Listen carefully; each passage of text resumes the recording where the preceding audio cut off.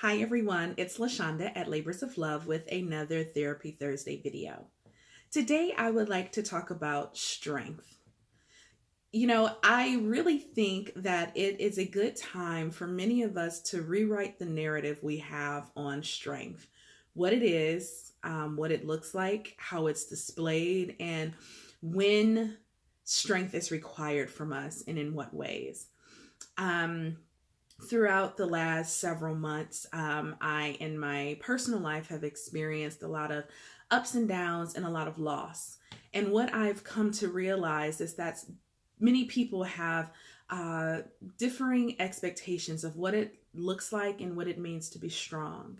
So sometimes people have this narrative that you are strong when you don't cry or don't show emotion, when things get rough and you hold it all together and you continue to persevere and move through the difficult time with what I think people would call elegance and grace. That you look like things are not happening in your world when really on the inside they may be turned upside down. And from a cultural perspective, from a historical perspective, this has been what I think for a long time I thought strength was. Because when people would find out things were going on in my life and they had no idea that it was going on until I told them, people would say things to me like, "You are so strong. You're one of the strongest people I know."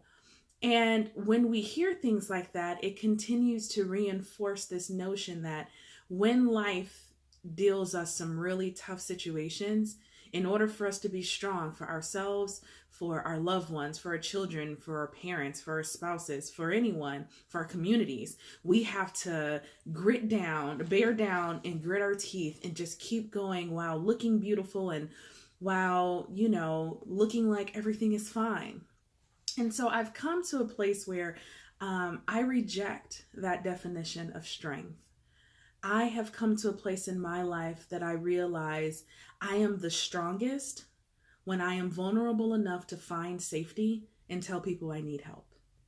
I am the strongest when I don't try to hide, whether it's intentional or unintentional, what's happening on the inside, but that I ask people to be patient with me as I figure out what's happening and what's next. I'm strongest when my children can see me cry and for me to explain that it's okay and that mommy is going to be okay, but that she's sad or she's angry or she's frustrated or she's confused or she's scared, any of those things. I'm my strongest when I don't have to bear every burden by myself. I have a fantastic support system, and many of us have fantastic support systems, but they are so significantly underused because we are operating off of a definition of strength that says if I were really strong, I wouldn't need people to help me. And the reality is, we're strong because we have people to help us. So I just wanted to share kind of that personal observation and experience with people because I know that there are people right now who are going through so many things.